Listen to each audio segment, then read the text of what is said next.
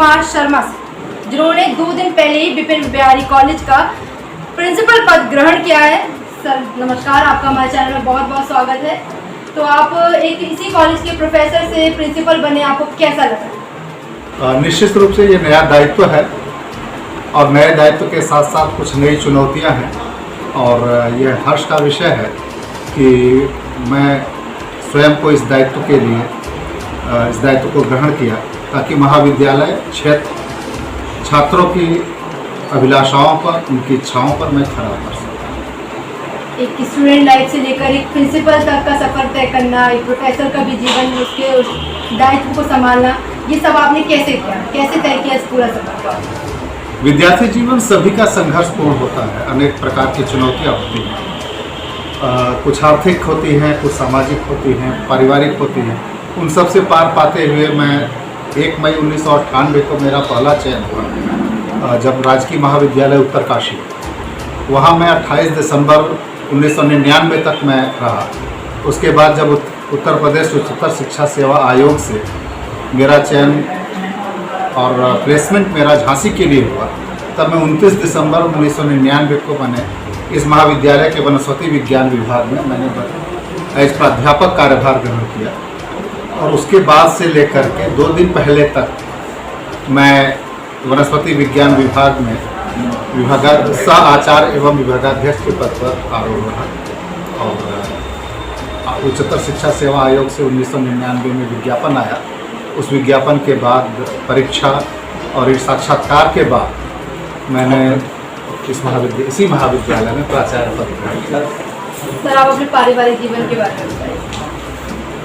पारिवारिक जीवन में जहाँ तक है कि पत्नी और एक बेटा है और बाकी तो पूरा महाविद्यालय ही हमारा परिवार है।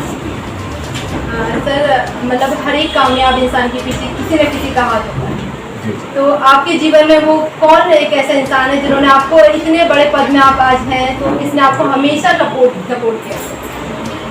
इस बारे में कहा जाए तो सबसे पहले मेरे गुरुजनों का, माता पिता सर्वप्रथम, क्योंकि हमारे यहाँ माना जाता है कि मातृदेवो भव, माँ केवल देवता का ही रूप होती है और प्राथमिक शिक्षक भी होती है। तो पारिवारिक शिक्षा के बाद जब स्कूली शिक्षा हुई तो मैं तो केवल यही कहता हूँ कि यदि गुरुजनों का आशीर्वाद न मिला होता तो शायद मेरी ये यात्रा पूरी न हुई होती।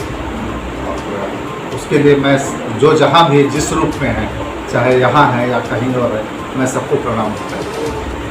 आप बॉटनी डिपार्टमेंट के प्रोफेसर भी रह चुके हैं, तो आपने अभी तक अपने अंडर में कितने बच्चों को, कितने स्कॉलर्स को पीएचडी कराई है? 8 छात्र हमारे अंडर में डॉक्टरेट अवार्ड हो चुकी है हमारे साथ और 4 वर्तमान में कार्यरत हैं, जिसमें एक छात्रा की तीसरी सदी जमा हुई है। तो एक तरह से कह सकते हैं कि 9 और 3। अपने बच्चों को, अपने स्कॉलर्स को मतलब पीएचडी के लिए अपने अंडर में कराई है, तो ऐसा कोई स्कॉलर जो आपको अभी तक याद हो, आपका फेवरेट रहा हो? देखिए, विद्यार्थी जो शोध के आते हैं वो परिवार के सदस्य के रूप में, और हर विद्यार्थी की अपनी अपनी विशेषताएं होती हैं। आप कभी ये नहीं कह सकती हैं कि ये विद्यार्थी दूसरे जैसा होगा, और हर विद्यार्थी की अपनी विशेषताएं थी और मेरे साथ तो सभी ने बड़ी मेहनत से काम किया और किसी एक का नाम लेना तो बड़ा मुश्किल होगा मेरे लिए।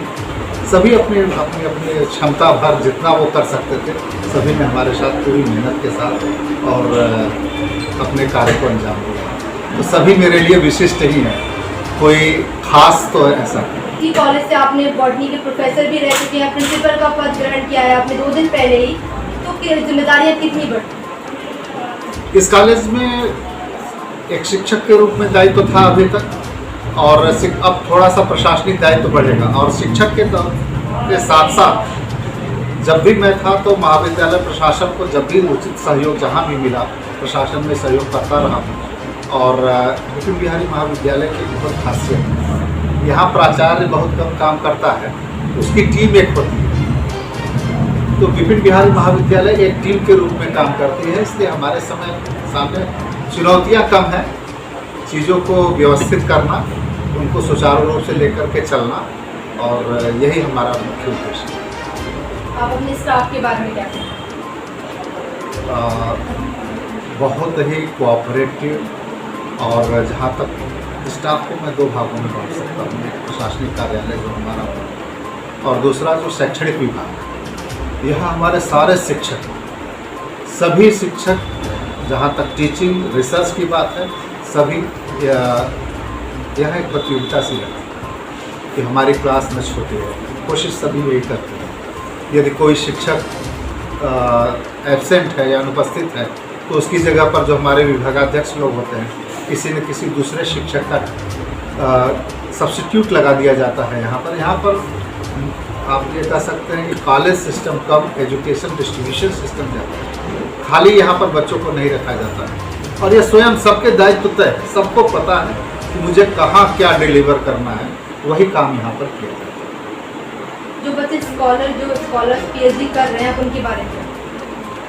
अभी जैसे वनस्पति विज्ञान, हाँ, वनस्पति विज्ञान में है रिसर्च स्कॉलर्स, जंतु विज्ञान में है, रसायन विज्ञान में है, भौतिक विज्ञान में शायद इस समय कोई नहीं है। इस समय सभी अपना काम नियमित रूप से कर रहे हैं और चूँकि रिसर्च स्कॉलर जो शोध छात्र होते हैं वो प्रमुखता अपने शोध निर्देशक के अंदर में, तो अभी सभी मुझे पूरा विश्वास है कि अपने अपने जो लक्ष्य उनके हैं, जो ऑब्जेक्टिव्स हैं, आउटकम्स हैं, जो उसके साथ काम कर रहे होंगे और धीरे धीरे मैं बैठक तय करके सबको देखूँगा। 2021 से आप प्रिंसिपल का पद आप ग्रहण किया है, तो आने वाले सालों में आप अपने आप को कहाँ देखना चाहते हैं? बस सबसे प्रमुख लक्ष्य है कि महाविद्यालय में हम लोग नैक कराना चाहते हैं, नैक मूल्यांकन, और B+ में हम लोग हैं। हमारी कोशिश, हम सभी की कोशिश यह है, जो टीम आपको यहाँ दिखाई दे रही है, कि हम B+ से A ग्रेड की कैटेगरी में आना चाहते हैं। बस इसके अलावा कोई इच्छा नहीं। आप प्रिंसिपल हैं इस कॉलेज के, इतना बड़ा महाविद्यालय आप सुचारू रूप से चलाएंगे, तो बच्चों के लिए आप क्या कहना चाहते हैं? बच्चे हमारे बहुत ही अनुशासित हैं। वो बस नियमित रूप से कक्षाओं में आते रहें और उनका भविष्य उज्जवल होगा। अच्छे भविष्य के लिए हम शुभकामना देते हैं, क्योंकि इससे ज़्यादा योग्य शिक्षक उनको उनके जीवन में कहीं नहीं मिले। तो बस केवल यह है कि यदि वो किसी कोरोना का भी भय नहीं रहा है तो महाविद्यालय में जो कक्षाएं चल रही हैं उसमें नियमित रूप से आएँ, और जो शुरू होने वाली हैं, क्योंकि एक ही 2 दिन में BSc 3rd ईयर और MSc 1st सेमेस्टर की कक्षाएँ शुरू होने जा रही हैं, तो सभी बच्चे आएँ और शिक्षकों के संपर्क में लगातार रहें। आप देखिए, महाविद्यालय 3:15 बज रहा है इस समय, और आप 1 घंटे बाद कभी भी आइएगा तब भी शिक्षक यहाँ पर उपस्थित हैं और कॉलेज की टीचिंग समाप्त हो चुकी है, लेकिन फिर भी 1 घंटा यहाँ का शिक्षक रुकता है। प्रशासनिक कार्य है, किसी छात्र को कोई दिक्कत है, सब जगह कंटिन्यू, कोई समस्या ऐसी।